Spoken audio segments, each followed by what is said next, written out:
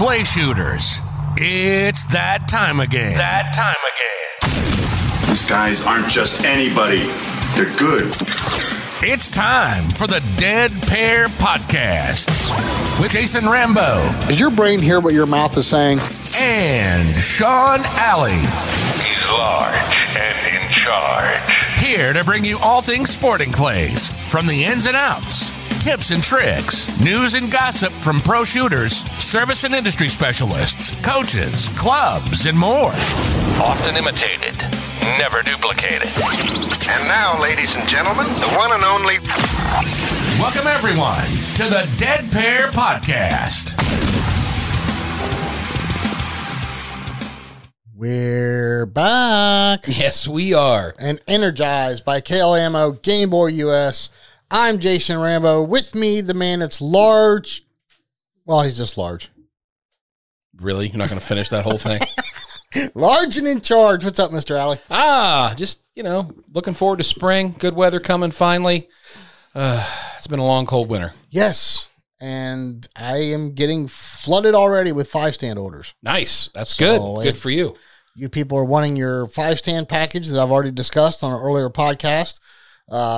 Give me a call. Yeah, Get in line. So definitely. And as a reminder, keep coming up with those questions for me and Jason. We're looking for you guys to hopefully put us in the hot seat and find out a little bit more about us. Some of the questions that are coming in are pretty hot. I know. But let's just keep them coming. that way we can filter. And don't forget questions for the coaches too. We still have some really big names to answer a lot of your questions. So don't hesitate to send those in. We've got a lot of good ones. Really, we do. We might have to start doing more than just 2 per coach. Yeah, might have to cheat them in there. Yes, absolutely. But tonight we're talking about journaling. Yes, with Mr. Hoss Hewitt, my brother from another mother. Brother. Dude, you look like my big brother. You standing next to him looks like me standing next to you. It's not very often that I feel smaller than other people. And Hoss is that guy, dude. I think he's like 6'9" or 6'10". Well, you know how I call you like small building, small tree or whatever? He's like small Statue of Liberty or something. I don't know. He's a big boy. Yeah, he's a big boy. He hurt you. He's a good dude, man. Tell you what, he's a good dude. And we met him at the Nationals for the first time. Great guy, great personality. And he got bit by the bug just like we did. Yep, that's right. He is a very good guy. And he's daggone good shooter too. Yes, he is. Yes, he is. So I'm anxious to get him on. Sean Alley, I have a question for you. Go for it. So we're about to get Hoss on here and talk about journaling. Have you ever thought about, or have you ever actually tried to journal? I've thought about it several times because I've heard from more than one person that they do it and they kind of keep track of, how they felt that day, what they ate that day. I mean, I guess you can do it any way you want. But I guess the nice thing is you can actually go back and look at your performance that day, focus on some of the notes you took about how you were feeling, what your thought process were. And then if you performed at a high level, maybe you can put something together there and say, okay, well, this is why. Well, but I think, and I don't want to speak for Hoss because he's we kind of briefly talked with him about this at a shoot here recently, but his journaling didn't go in that direction. His journaling was more about the shooting itself. Right. And, hats off to anybody that can do this. And I'm going to give it a full-fledged effort, but I'm kind of like a fart in a skillet. So I'm 100 miles an hour. And for me to sit down at the end of a tournament and write down everything that happened, probably not going to happen. Well, so you got to keep it fresh in your mind, I imagine. And that's probably me too. I mean, I've got way too many things in my brain to sit down. It seems like I'm just a go type of guy, but, I don't know. I mean, maybe it would be worthwhile to say, hey, 2 years ago I shot the whatever regional and, I performed really well. So what happened? What led up to that? Or, right. I shot this tournament and I just sucked. So what happened there? There's a lot to that. And I think a good follow-up to this might be to get Dawn Grant on here and ask her, some of the mental side of that, But no, let's get to Hoss. Okay, we're sitting here talking about this, and this is a guy that's been very successful at it and used it to succeed. Absolutely. So let's get Big Hoss on, and we'll put him in the hot seat. There you go. All right, everybody. We have Big Hoss on the phone, traveling down south. Hoss, how you doing this evening? I'm doing great. How about y'all? Doing well, doing well. Got Jason sitting here. So going back just a little bit of history, we first met each other at the Nationals at the Bear Pelt tent, if I recall correctly.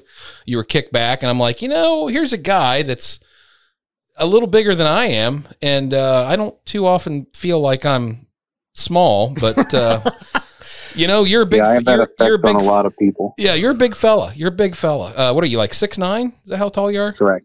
Okay. Yep. And I thought it was funny. We talked to each other at the Jack Links Cup, and you're like, man, you don't know how many people have come up to me and asked if I was Sean from the Dead Pair. Yeah, man. I'm famous because of you all, and I'm not famous because of me. I'm just famous because I guess they think I'm the one who's large and in charge. Well, strut, big man, strut. That's all I can say. So, hey, listen, Haas, so for all of our listeners out there, tell our listeners a little bit about yourself, where you're from, and all that jazz. Cool. Yeah. So I'm from right outside of Washington, D.C., which is not exactly the center of the sporting clays universe. Nope. I've been shooting for actually just at 3 years. My first shoot was the Seminole Cup. So I'm excited to kind of go back to the place where it all began. If I remember correctly, I shot like a 123 or a 125 out of 200. And, it's kind of fun to see where you came from in the sport. Absolutely. So, like me and Jason, you got bit pretty hard by the clays bug and pretty much went both feet straight in. So what got you started? Was there had you been doing it before? Did some friends bring you out, or what was the story behind that? So I promise I'll keep my answers brief, but this one deserves a little bit of a story. I was at a gun club one day. The closest gun club to my house is kind of open to the public place where they get a lot of people who are kind of checking off the bucket list of we're going to go try this. And I had been going there for a little bit, and I found a flyer on the corkboard for a charity shoot for one of my relatives. He passed away, and it was kind of a memorial shoot for a cause that he was close to. And at first, I didn't know. It was his name, but I didn't know if that was him. So I called my parents, and I was like, "Did this guy used to shoot?" And no one really knew. So I showed up, and of course, there's various members of my family there, and I had a lot of fun. And I shot a 34 out of 50 charity-type targets. And I was like, all right, I got to do this. Of course, I go online. I found this guy named Dan Carlisle had a DVD out, so I bought it and had it shipped the next day. Watched that whole thing real quick, took a bunch of notes, and I was like, all right, I understand all this. I need to find somebody who can, teach me a little bit more in real life and take a look at me. I've done sports my whole life. There's a reason why coaches exist. So I did some Googling, and I found this guy named Anthony Matarese, and he had a place kind of near me, a few hours away. And, I did a few searches online, probably not more than you would check up if there was an item you were buying on Amazon or something. But a lot of people said he was a good coach. So I decided to email him, and I went on his website, and I found that he had this thing, a shooting school, which is, it was an 8-hour day with 4 or 5 people. And there was, I guess, a spot open. So I emailed him to see if the spot was, if there was still a spot open for me. And I got a response back. And, the way Anthony does these things is he tries to get people who are of a similar ability together. So the whole day is productive for everybody. You don't have master class and E-class people together because it wouldn't be beneficial for everybody. So right. He kind of emails me, and he's like, can you tell me a little bit about your shooting? What level are you at? Clearly he didn't know who I was, and I clearly didn't know who he was. So I sent him a response and said, I've been studying the Dan Carlisle DVDs. I've been shooting a little. Of course, I didn't tell him I only shot 50 sporting clays targets at the time. And, maybe by the time I wrote the email, I went out one more time, and I was up to a grand total of 100. And so he wrote back and said something like, well, the class is for, or this specific session is for people in A or B class, averaging maybe high 70s, looking to move up in class. Basically explaining that, he wasn't going to let me into this class. And then I wrote back and I said, well, if you let me in, I'll keep up.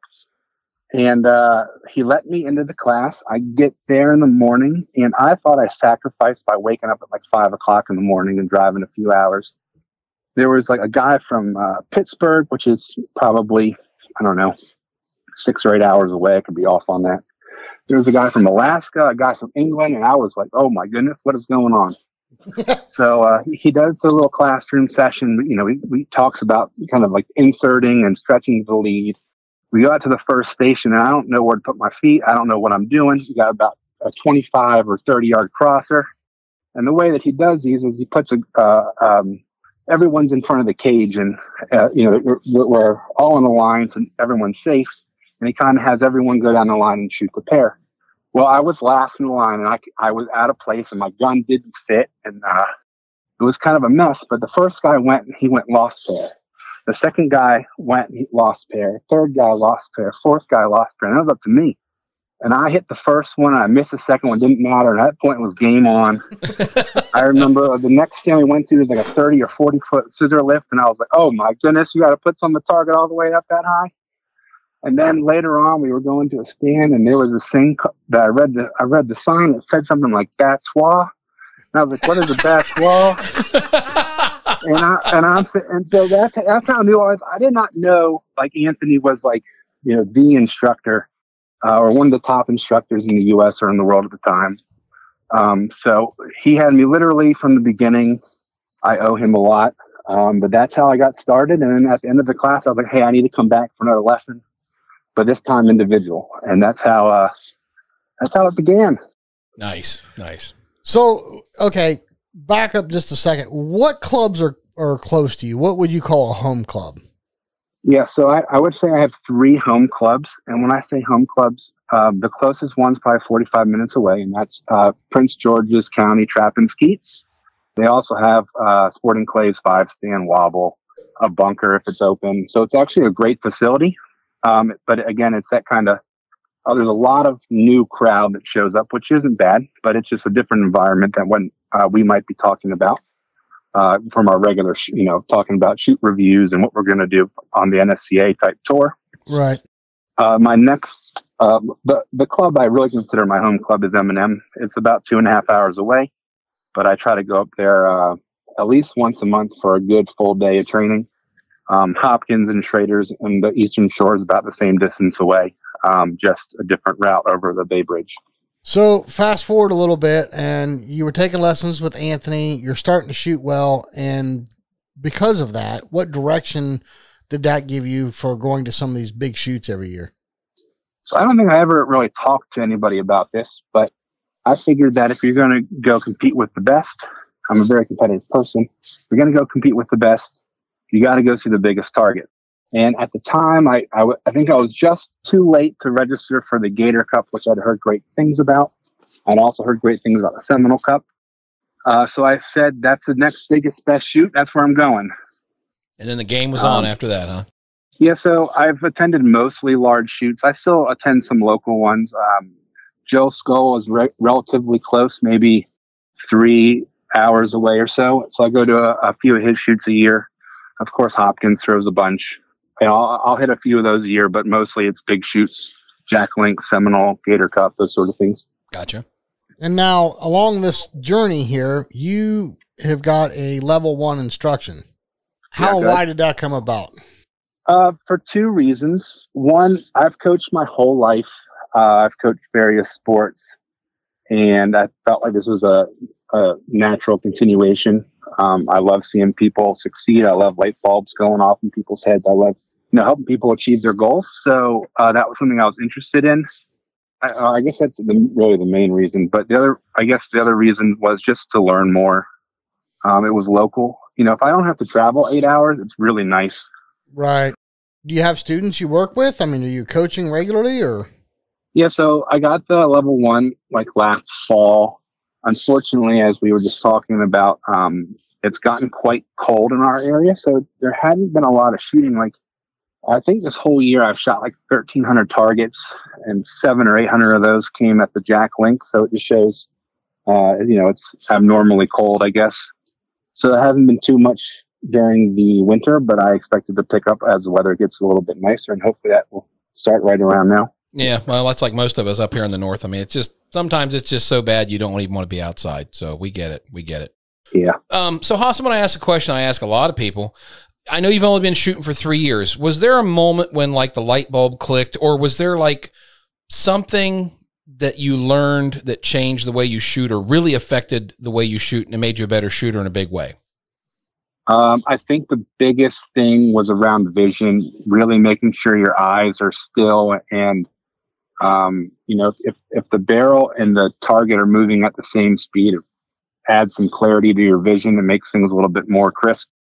So really practicing that, being real smooth, moving with your body versus just your arms. All right. And that seemed to be like the catalyst for becoming a better shooter at that point, you think? Yeah. So for reference, last year before the Gator Cup at Quail Creek, I had a real bad habit of just like, I would insert well and I would pull ahead like, as fast as possible. There was really a good connection, but there was no feel at the end. Okay.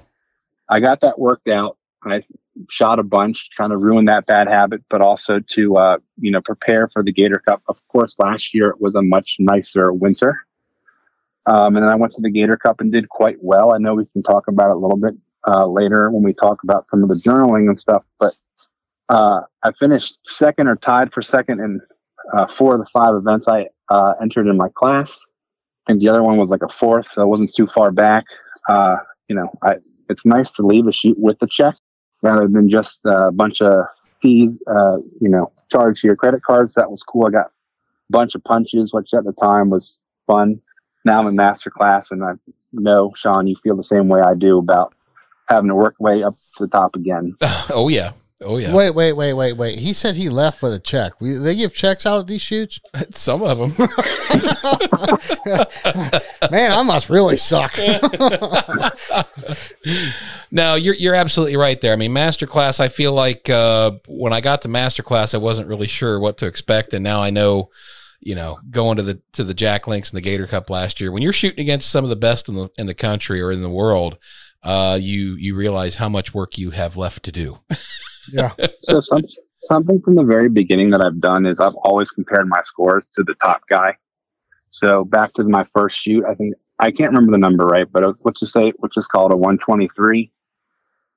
Zach Kingbaum won that shoot, if I remember correctly, with like a 198 or something ridiculous. Right. Yeah. So, I was only like 75 targets off of him. Yeah. So you were right there. You were right there, man. I did the same thing happened to Sean at Jack Links. We came off the red course, which was obviously, as we all know, those were Joe's targets. And it was, don't get me wrong, you still get sculled, right? But it was much softer than what Doug was trying to kill you with. And Sean's like, man, I feel pretty good about that. And we're in a golf cart heading back up to the front. He's looking up scores and he goes, you got to be kidding me. I'm like, what? He's like, Joe just shot a 99. Yeah. Yeah. I shot an 80. I thought, that's not too bad on that course. No, 99. Like, yeah, you're only 20 targets off. Only 20 targets off. Yeah. Come on, man. Come on. Jeez. But that's the reality of it. It gets better, I promise. If you keep working hard, it gets better. No, and that's the whole thing. I mean, I'm looking at it as a way to motivate myself to get better. I'm sure you're doing the same thing. I mean, I don't really have any delusions of grandeur that I'm going to be up there on the podium, competing with Zach and Anthony and David and all those guys. It's just a matter of I want to see how good I can get against those guys. You know what I mean? That's the measuring stick. Definitely. So, Haas, we ran into you in the parking lot, and what was meant to be a, hey, it was good seeing you again, blah, blah, turned into like a 45-minute conversation about journaling. And I think the conversation was awesome, and hopefully we can relive some of that. So you started off journaling, and you said it made such a huge difference in your shooting. First of all, what made you start journaling? What was, did Anthony or somebody tell you along the way, hey, you should be keeping a journal? Or is this something you did on your own? No, this is just something that I came up with. With my job and what I do, I deal a lot with data. So, I really like dealing with data. There's a quote that really resonates with me that was said by W. Edwards Deming, who said, "In God we trust, everyone else bring data." And so I keep that in my back pocket. And the best way to collect data in our game is, at the time or just after a shoot or after a practice. And if you can have that data on hand later on, you can do something with it. If you don't have it, well, you don't know.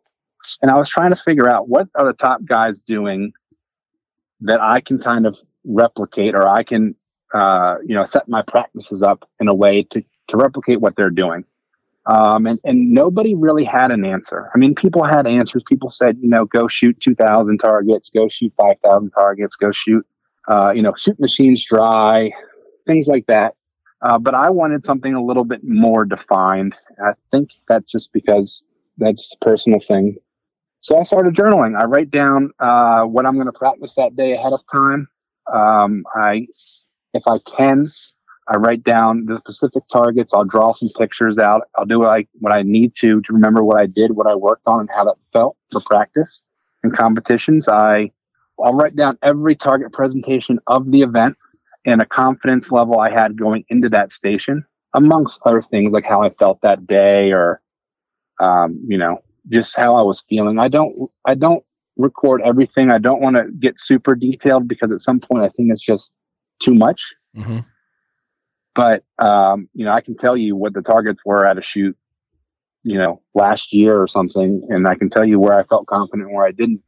Well, I guess thinking of what you're saying here. So I guess I've talked to people before that have done journaling, and I know everybody does it a little bit differently. So particularly help me out here. So when you're journaling, what are the top 3 things that you're focused on with your journaling after a shoot? What are the 3 things that you make sure that you write down? What I did not have confidence in. Okay. What I struggled with. Okay. And anything that day something that occurred that may have messed me up. And then I guess with that, and what I mean by that is not like, oh, I had the chicken tenders for lunch. I mean, like, I could not connect with the targets. The targets were, quick and you had to shoot fast and I wasn't ready, those sort of things. All right. What about like positive things? Do you ever journal about, okay, I came up to a big station, I was a little intimidated by it, but I actually ran it? I mean, do you write notes like that down as well, or not really? So I'm not a very positive person, but what you just alluded to does come out in the notes, right? If there was a stand that I got 6 out of 6 on, for example, and I would have rated that a very low confidence stand, that's really good to know for a few reasons. One of which is, I got to go practice that target. I got to go ask someone to set that because I need to gain confidence in that target.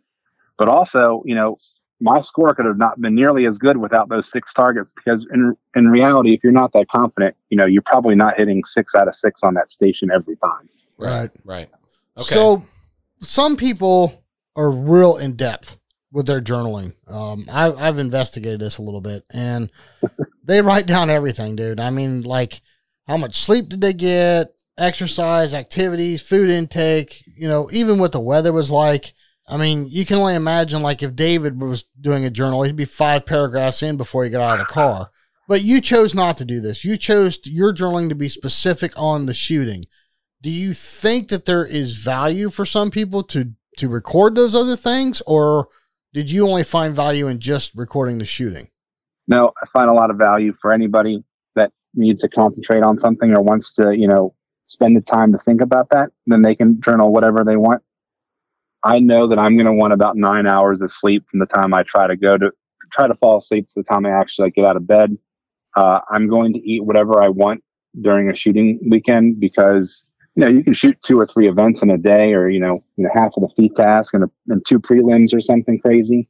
Mm-hmm. So I don't really try to limit what I eat. I don't try to eat something fried, for example, but sometimes you're very limited at the clubs just because what's around them. But I'm not writing down if I had Subway versus whatever they're selling at the club that day. No, I'm not. Gotcha. So, Haas, let me ask you this, and be honest. How consistent are you with your journaling? I mean, are you only journaling at the big shoots, or are you also doing your journaling at your local shoots? I journal every practice. Every time I go to an event, I have them all listed out. Wow. Okay, so every time there's a gun in your hand, basically. Yeah, I mean, I want to know what I practice because I want to know for myself what I need to do to get back on track. For example, I was looking this up earlier today. After Nationals 2020, I did not do very well, if I remember correctly. I didn't look up that part. But I was kind of annoyed, and I told myself I'm going to go to the Gator Cup and win it. I can tell you exactly. I'm looking at the summary I wrote up. I shot 7,300 targets over 22 days of practice or competition. Wow. You know, I shot the trap club so many days. I shot so many targets at Hopkins and M&M. I can look back on my diagram, and that was kind of what I was planning to do between nationals last year and the Jack Lynx, which took over the Gator Cup this year, or at least that spot in the schedule. Unfortunately, it's been so cold that I've shot 1,300 targets this year, and half of them were in Florida. But I know that if I need to get back on track, I have an idea what I practiced, my confidence on those targets, what those targets were. I have records of all the shoots. So, you know, for example, one shoot that is close to my heart is a Seafood Blast. It's a local shoot at M&M. I want to do well. It's a pretty big local shoot. Well, I can look back on the targets they threw and see what Anthony and the team set. That might be useful knowledge to know what I should practice in April. Gotcha. So those are the sort of, you know, if I have the data, I can go back and ask questions. If you don't have the data, you can't go back and you can ask questions. You just don't have anything to come up with an answer. Gotcha. And I want to repeat that. You said you shot 7,300 targets in 22 days. In 22 days, is that the number that I heard? Just to make this explicitly clear, I shot 22 practice days in approximately 3.5 months. Okay. Of those 22 practice days, I shot 7,300 targets. And then you know, my results at the Gator Cup were great. As I mentioned, I tied for second or came in second in my class for the 5 events. Actually, the even crazier thing is I didn't do much practice between the Gator Cup and the Seminole Cup, and I ended up I punched out of A class at the Gator Cup and won AA at the Seminole Cup main event a few weeks later. So clearly that practice, you know, helped. Right. No, absolutely. I mean, I guess that's a big testament for our listeners. People always ask us, well, how much should we practice? Well, people, you just heard a man that practiced 22 days and shot 7,300 targets. Yeah, I got my calculator here. That's an average of 331.8 targets per day. Right. That's just that's 2 boxes over a flat. Yeah. So per practice. So right, I have that 3 data. boxes. Obviously, there are some things in that data that we need to extrapolate, and I can maybe better verbalize how I've practiced, or you know, where I've practiced, or if I've gotten people to set certain things. The numbers don't tell the whole story, but it gets us to have a much better conversation than I've had with some people. Right. Right. All right. So looking at your journaling, what has it done for you personally? And what's your opinion of how and why it could help someone else to do the same thing? So I think part of that proof was just the conversation we just had, right? Like, I know what I need to do to go out and practice. I know the targets that I can go set. I'm fortunate that some of my practice, I have one trap, and I can go set that trap the way that I want to practice the targets. Hoss, I can help you out.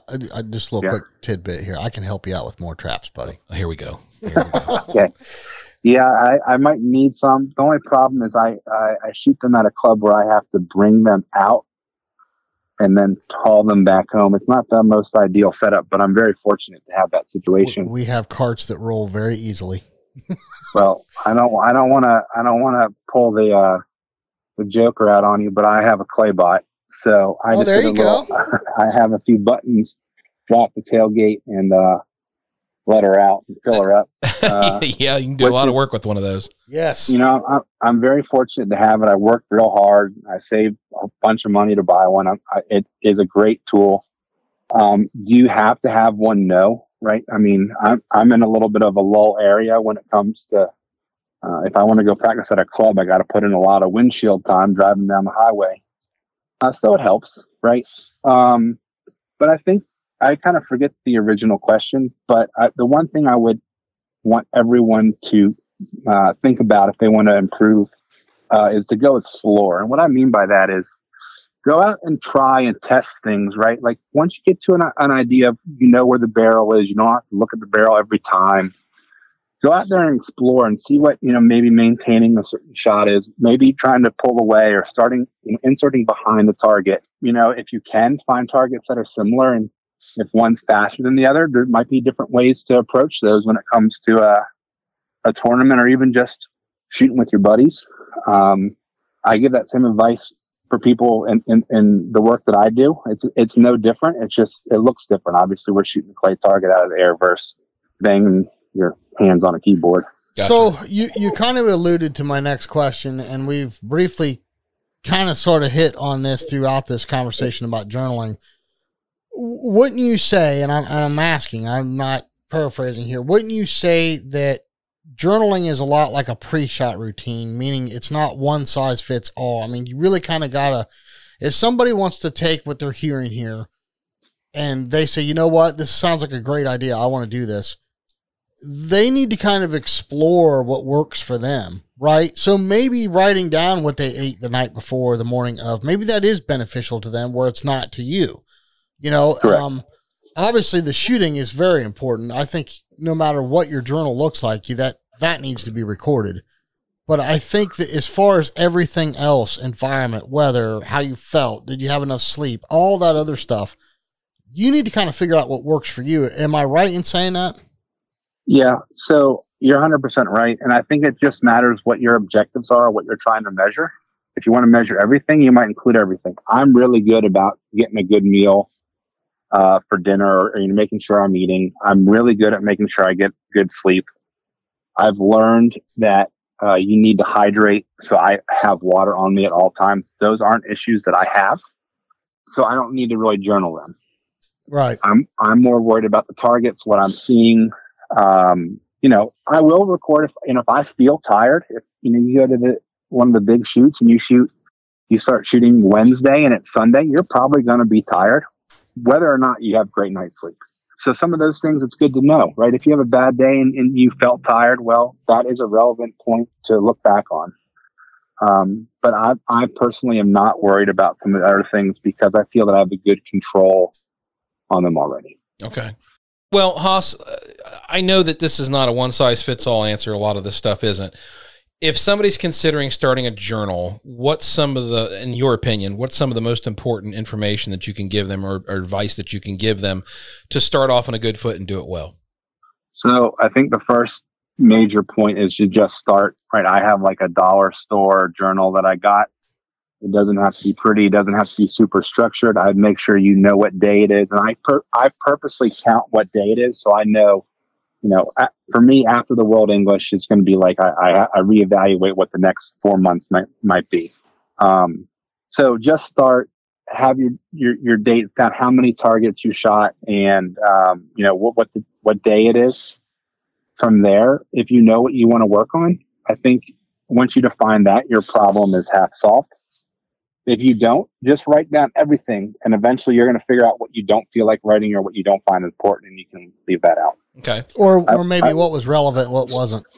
Yeah, I will note that, sometimes it's hard to remember all the targets. It's nice if you can write it down that evening or after you're done. But, YouTube is a great source. I know Nick Berry puts a lot of videos online of the bigger shoots that he attends. So that's a great reference to if you can't remember what, Station 5 on Blue was, or if you just want to go back and look at the targets that, ripped you apart at the Jack Links, that's perfectly fine too. Well, and I know some shooters actually go back to the golf cart and write stuff down immediately, which I don't deal with that. Yeah. I don't think I could do that one. I'm usually too busy throwing the gun or something. Yeah, I would like to add, though, that something I found is really useful in the journaling is your confidence on the station. Yes, I would say right, that's because important. Like if you go up to a station and you have all confidence and you drop 2, you aren't very good at figuring out what your confidence level actually is, or you were probably too cautious, or there was a problem somewhere along the way. Mm-hmm. And that's good to know, right? You just have to kind of make sure that you can extrapolate that, and you're looking for certain things that might pop up. On the other hand, if you had a 0 confidence on a station and you did real well, or even got 1 target, that might be a major win for you when you look back on it, because, something that you were talking to Anthony about in his last podcast with you all was understanding, if you dropped 1 target here, 1 target there, if that was bad, or, maybe you were outperforming yourself and you didn't really recognize it at that time. I think if you, deal with the confidence, intervals that might come out to play a little bit more. Too many times I've seen people count up their scorecard and let's say they had 80, and there's five targets they missed, or they onesied that station or whatever, and they say, "Oh, okay, I had 85." Well, yeah, you could have in maybe a best case scenario, but how many of those did you get a little bit lucky on, or hit the right one to really boost your confidence? But really, you didn't start with that confidence, right? And I think, if you were to judge the blue course at Jack Links, I'm only bringing that up because it's the last tournament that a lot of people probably shot. But 1 through 9 might have been fairly confident, but 10 through 17, your confidence rating would have not been nearly as high, I assume. But again, that confidence is based on the person. Right. Just because I feel like I have trap teals figured out. When I see a trap teal, my heart doesn't really start pounding much. But, for Sean and Jason, that could be different. That could be the most terrifying shot on the course for y'all. Right. Yeah. On the other hand, if you remember 17 on blue, which is like 2 big driven in crossing type targets, I guess. Off of 400 my heart foot started tower. beating. I go, I don't know what I'm doing. You're taking a guess. You're probably second guessing, which causes a lot more problems. You might be looking at the barrel more. So knowing that confidence versus outcome is very important. Gotcha. Well, all right. So one more thing I want to just ask real quick. So you've got your journal, and you've got how many years have you been journaling? So I've been shooting for right at 3 years, and I bet you I have 2.5 years of data. Okay. So my question is to you, when do you go and analyze the data? Do you just like find a weekend where it's calm and you're just going to sit down and kind of read through your notes?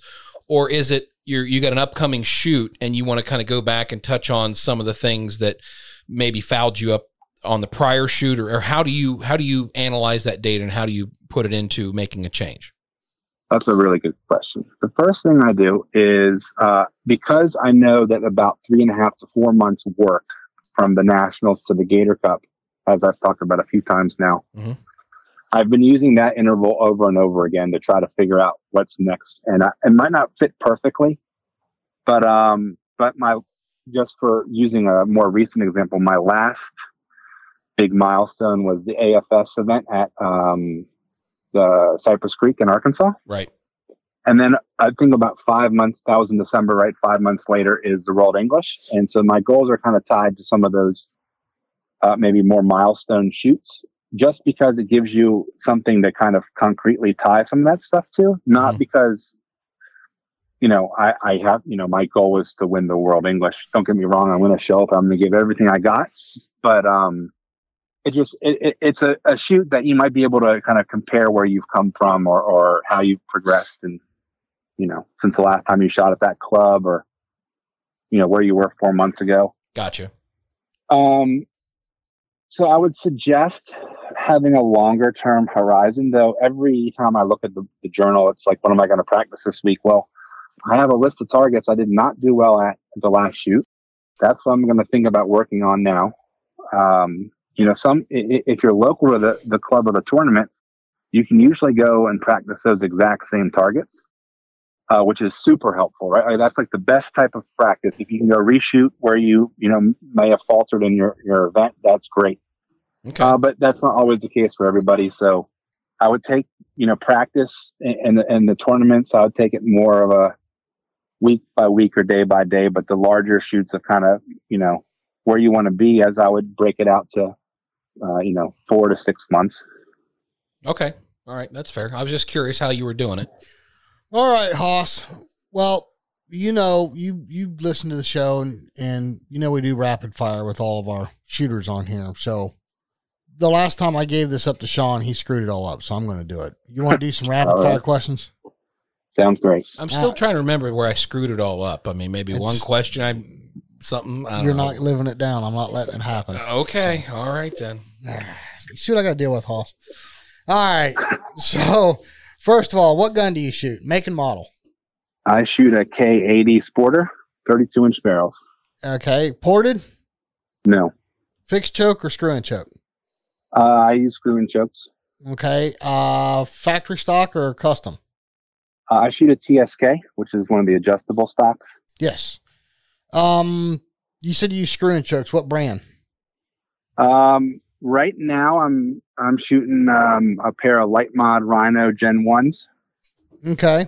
That's I got the gun like 4 months ago, so I've been mixing and matching a bunch of different things, and but that's kind of what I've settled on, at least for this weekend. So is Light Mod, is that your go-to construction then? Yeah, I don't change chokes. Okay. I got 2 of the same in the gun. There you go. What shells do you shoot? I shoot Game Bore White Gold 8s if possible, but I'll have a box of 7.5s if I need it for anything super distant. Attaboy, there you go. This comes without saying, but we're going to ask anyway. Vest or shell bag? I wear a vest. I'm very, very happy to be a part of Team Bear Pelt. So I have a few Bear Pelt vests. A few. You don't have the David Radulovich walk-in closet full of them, right? You just have a few. I'm working on it. I got a Hawaiian one recently. It's pretty cool. I haven't broke that out yet. Well, maybe one of these days. We were digging the Puppy Dog Pals backpack you sported down there at Cypress Creek. We need to put a picture of that up. Yeah, you were rocking it, man. You were definitely rocking it. Yeah, Paw Patrol is pretty cool, man. Especially when you have to fly into a shooting down of a backpack and it's going to rain. What glasses do you shoot with? I wear Pilas. Okay, and hearing protection? I have a set of the OtoPro, like the passive ones that have the diaphragm in it. Okay, so not the Bluetooth, but the daggone. Yeah, I know what you're talking about. Do you like those, Hoss? Yeah, so I've only had them for a short time. I bought them, or I got them because of it was part of the prize package for the AFS shoot. I'm not used to hearing as much as those allow, so it's been a little bit of a curve there, but I enjoy them. They're really lightweight. They protect my ears. Right. Can't ask for more. Exactly. Okay, and then another thing we do too is what's in your bag. So not your Paw Patrol bag, but your regular shooting bag. What's something odd you carry in there? Do you got the old Lucky Rabbit's foot, or what's in your gear that may stand out as odd to someone? What do you have in your bag? Oh, so my bag is actually a Pelican case. So it has a lot of things. I guess the answer is sunscreen. I was going to say, if you say makeup, I'm hanging up on you, Hoss. No, I have to wear a lot of sunscreen because I got light skin, and I got to wear a lot of bug spray because I got eaten up. And if anyone knows about going to Seminole Cup, you need to have that vanilla spray. So I guess that's the most random thing in my bag right now. Gotcha. Vanilla spray. I'll have to make a note of that. I haven't shot the Seminole Cup yet. Yeah, it keeps the bugs away, which are great, but I don't go around smelling like that every day. It's pretty bad. Oh, come on. You can be honest with us. Yeah. Podcast just got weird. Yeah, well, that's all right. Hey, Hoss, what about sponsors? Do you want to give a shout out to any of your sponsors that are helping you out in the game? Yeah. So as I mentioned, I was asked to be a part of Team Bear Pelt. That's a fairly new thing. I was a customer there before they, asked me to be a part of the team. I'm real happy with the vest, of course, especially being a taller guy. Not everything fits. Right. If you don't mind, I'd like to say thank you to a few other people. Yes. Go ahead. Yeah. So first off, right, I'm a product of Anthony and his shooting school. I wouldn't be where I'm at without that. One of my best buddies is Todd Hitch. It helps when one of your best friends is a really good shot as well, and he's been helping me as well. If anyone's out there listening to the podcast and has any reservations about taking a lesson from either one of them, I would highly recommend it. I like to thank Doug and Dwight from Game Boy US. I ran into them. I was really fortunate to meet them. I wouldn't be having nearly as much fun in the game without them. And, there's so many great people in the sport. You meet at gun clubs across the U.S. I've been very fortunate to meet a lot of great people. Obviously, I don't want to leave anyone out and waste your time, but they know who they are, and I really appreciate all the time they've spent with me talking about the game and all that great stuff. Well, Hoss, you made a comment earlier in the show that you're not a very positive person. I'd like to argue with you about that because every time, Sean, I see you got a big smile on your face and you're always easy to talk to, and we have a lot of fun having conversation with you. So I think you need to reevaluate that portion of your journal. I appreciate it, but we'll see. We'll see if that takes off. Maybe that will make me a little bit better at the game. Who knows? There you go. There you go.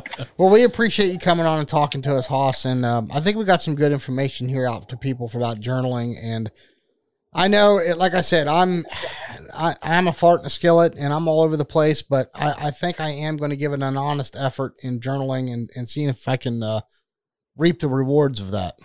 Well, I'll make you a deal. I don't know when the shoot is, but I'm going to the AFS shoot at Dan Bailey's place. Oh, yeah. Yeah, we'll be there. So start journaling. I'll bring my journal. We'll compare some notes. Well, okay. You might have a bunch of random doodles in mind. You'll be like, what in the world is this? Yeah, a little dirt bike jumping a hill or something like that going on. Yeah. But, no, okay, yeah, definitely. I'll give it a full-fledged effort between now and then, and we'll see what it's done for me. And maybe you can be like, why are you writing this down? You need to be concentrating on this. So that's cool. Yeah, no, I'll take you up on that. I'm looking forward to it. Well, Hoss, man, safe journeys. Good luck at the upcoming shoots in the 2022 season. Looking forward to seeing you again. Are you going to the U.S. Open? Yep, I'll be going to Gator Cup, U.S. Open, World English, and Seafood Blast for my next upcoming shoots. Wait a minute. He forgot one in there, Sean. What's that? He didn't mention the Ohio State shoot. Oh, yeah. Yeah. When is the Ohio State shoot? It's not until August. I think it's 4th through the 11th. Oh, boy, I'm going to get in trouble for this one. Yeah, consider putting on your list. It's a good shoot, and Hillendale's a really, really, really nice course. I mean, it's just beautiful. So, but, hey, no pressure. Just something to put in the back of the old noodle there and stir around a bit. That's something I'll investigate. I've never been to Hillendale. I love going to new clubs. Check it out. It's the third largest state shoot in the country. So I don't know how you could miss it. It is the August 4th through the 7th. All right. I'm putting it on my calendar. I'll take a look at it after the call. It's up on Score Chaser. Well, we'll talk more between now and then. I'm sure we're going to see each other a time or two before that, but definitely give it some consideration. We'd love to see you here. Yeah, sounds like it's a lot of fun. I guess there's a good chance you'll see me. Cool, man. Good deal. Well, Hoss, thank you again, buddy. We appreciate it. Yeah, great having you on the show, man. Finally, we appreciate it. Yeah, anytime. I enjoyed it. All right, buddy. Be safe. Yep, you too. All right, bye-bye. Well, Sean, I hope people take that to heart and give the journaling thing a try. Yeah, it's definitely valid. I mean, I guess you'd have to have some discipline to make sure that you follow it through and do it all the time, but I can definitely see the benefits of being able to go back and look and see how you were feeling, what you were thinking, so on and so forth from previous shoots. I guess it boils down to how bad do you want it. Right, yeah. I mean, every little bit helps, and especially when like 1 or 2 clays separates the top of the pack. If that helps you get that 1 or 2 clays back, then that might be worth it. Well, hey, listen, you know me. I got a lot of good ideas that suck. I'm going to call a couple people here real quick, and we're going to do some segments. Cool. All right, now for an OtoPro segment, we have Devin Anderson on the phone. Devin, how are you doing today? I'm super. Thanks for having me, guys. Oh, no problem. Can you tell a little bit about yourself? Where are you from? What class you shoot, and how often do you compete? So I live in Southern Connecticut. I'm a master class shooter, and I shoot quite a bit. I shoot 10,000 plus targets, registered targets a year. Multiple regionals, and then and local shoots in between to keep things sharp. Gotcha. Awesome. Devin, tell us about the OtoPros. How did you, well, first of all, what was the decision to go with OtoPro, or what was your decision to step into a set of in-ear hearing protection with OtoPro? Yeah, so I had been using another electronic product, and I think that actually the electronic product just in general, like if you're going to be serious about this game, you just have to have them because, first of all, it's a social game, right? You want to be able to hear what's going on around you. Right. Or, just practically speaking, I mean, if you're at a lesson and I want to be able to hear this thing for what we're paying for. Right. Right. When we're in a competition, like I want to be able to hear what's going on. I want to be able to hear the traps. Or even when I'm hunting for that matter, like I want to be able to hear the birds and what's going on around us. So, I just in general, like I think that that the electronic hearing protection is just mandatory if you're going to be really serious about the game.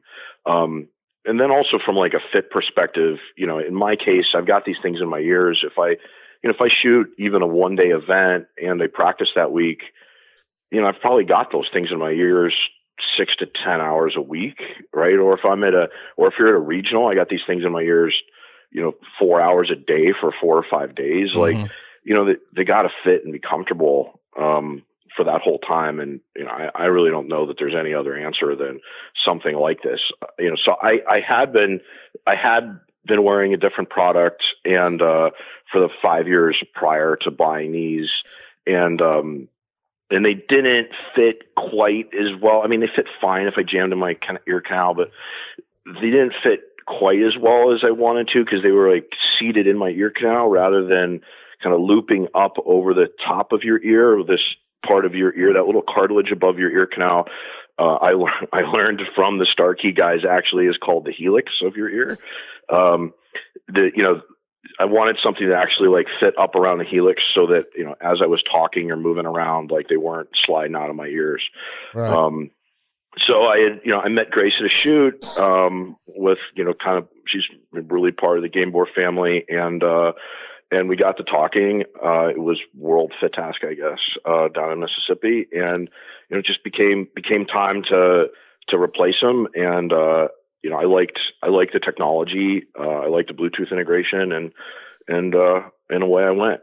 Well, my next question, you kind of already answered it. I was going to ask what model you have, but you've got the full-on Bluetooth model. So you've got the high-end model. Yeah, I mean, look, like I say, like if you're going to be serious about the game, you know, it's as important. It's as important as your gun, I think, really. Yeah, that's well said. Yeah. So, how was Grace in handling you as far as, you know, when you approached her with questions, when you kind of initially did your visit? Can you walk us through a little bit about what Grace does for you when you actually order a set of ears from her? Yeah. So there's a fitting, you know, and you got to remember, like when you deal with her, you know, she's an actual doctor. Like she's an actual clinician, right? So she knows what she's doing. Not that you can't get a, you know, reasonably fit set of earplugs from someone that isn't a doctor, but, you know, someone who spent their life in the hearing world, fitting hearing aids and doing clinical audiology, like probably knows the best way to do things, right? And plus, like she's done the work on figuring out what the best products are, and, you know, like that whole space is really interesting in the way that hearing aid technology is converging with hearing protection technology and converging with wireless earphones. You know, all three of those things are kind of coming together into one thing. But like, you know, I don't have any idea of like what's the right one to buy. And these, you know, it's not unreasonable, but it's not inexpensive either. So like I wanted to get it right. And so I talked to her about, you know, pretty extensively about why these ones and why she's recommending Knowles. And, you know, I was just comfortable that was the right answer and that she had the tools to, you know, really evaluate kind of the products out there, and that was the right recommendation. That's awesome.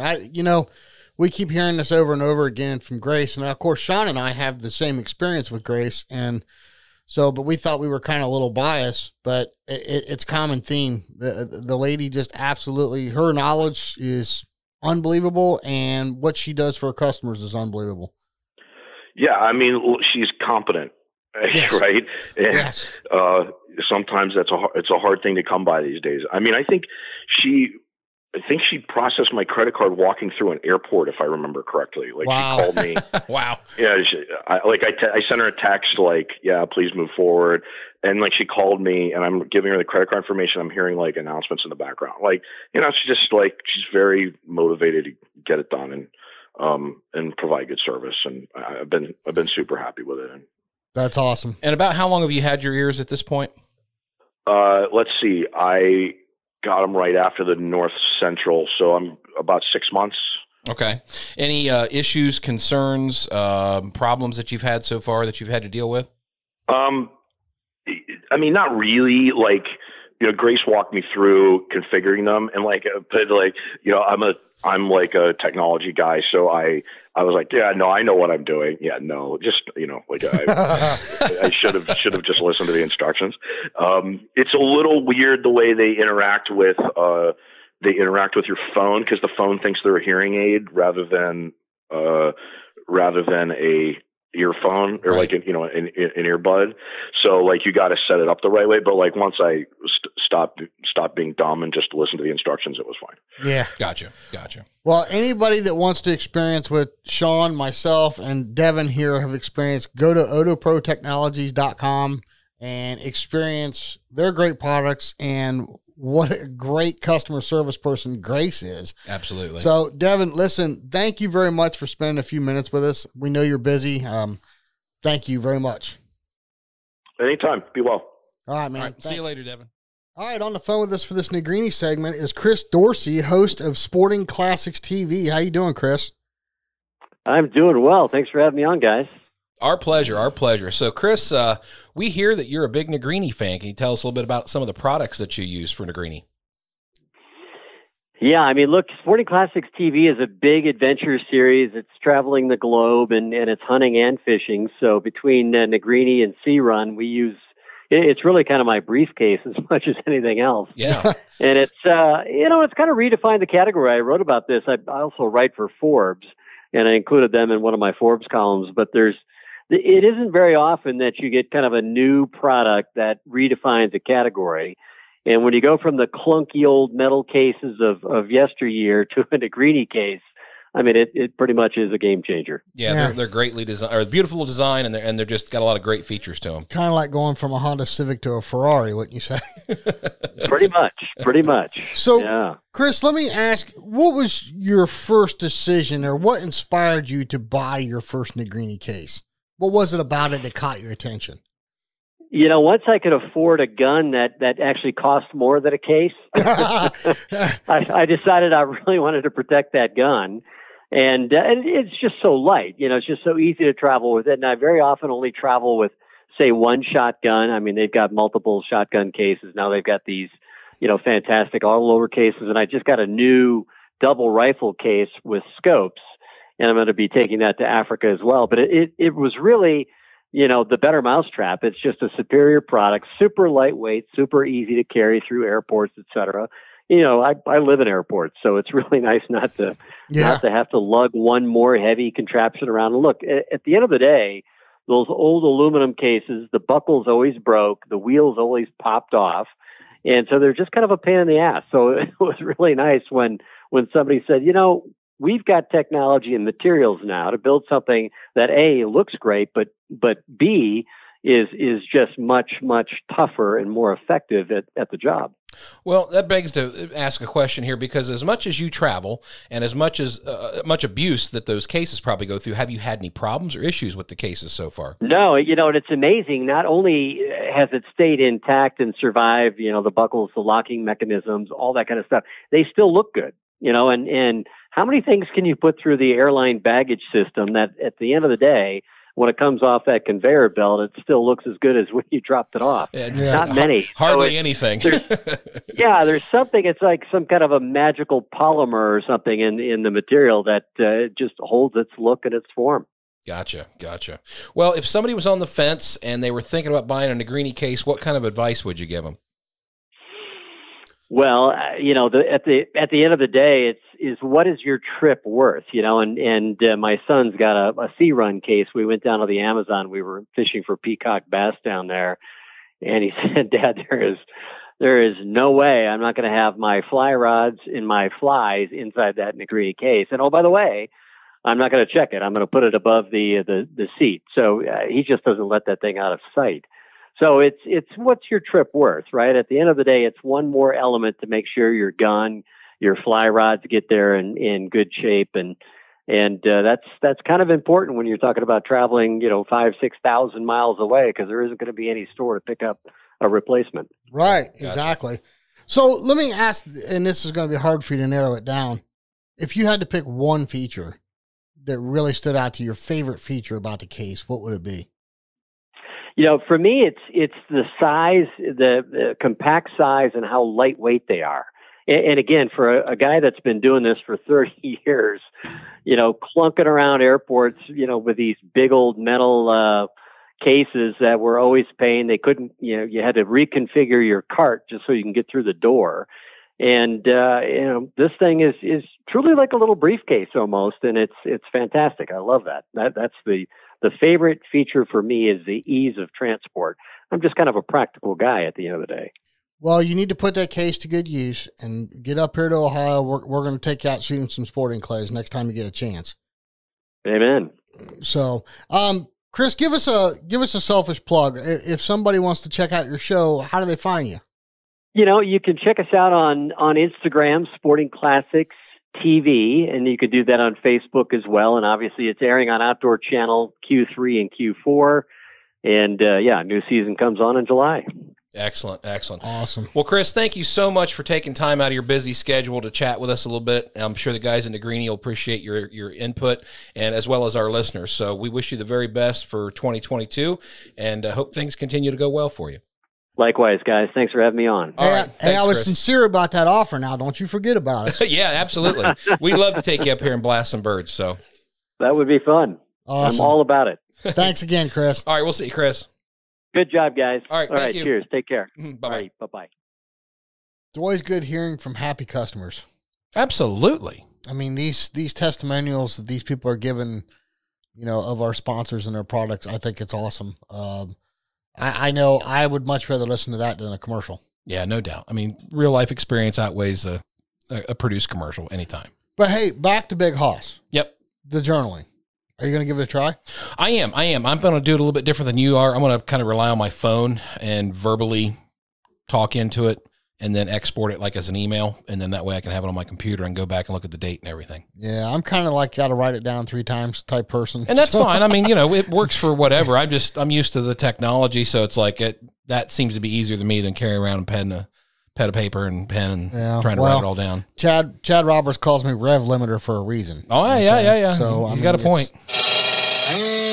Right. There it is. That's exactly what's going on in that noodle upstairs of yours. Right. So, but no, hey, listen, Bear Pelt, Atlas Traps, OtoPro, Negrini, Rhino Chokes, RE Ranger, White Flyer Targets, and KL Ammo Game Boy US. They bring these shows to us every week. We beg of you, get out, try their products if you haven't already. We love them for a reason. Yes, absolutely.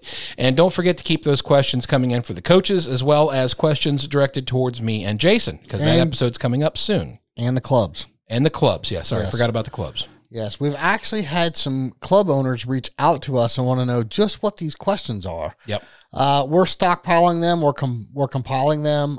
We've got some clubs that are coming up, some club managers, some club owners, and we're going to launch these questions and ask them. Yeah. So, and in the meantime, take somebody out shooting, take somebody out to a tournament, get them out to a fun shoot, whatever you can do to get a gun in their hand and have some fun. That's how we're going to grow this sport. Right. And Sean, until next week, we'll catch you all back here on the Dead Pair Podcast.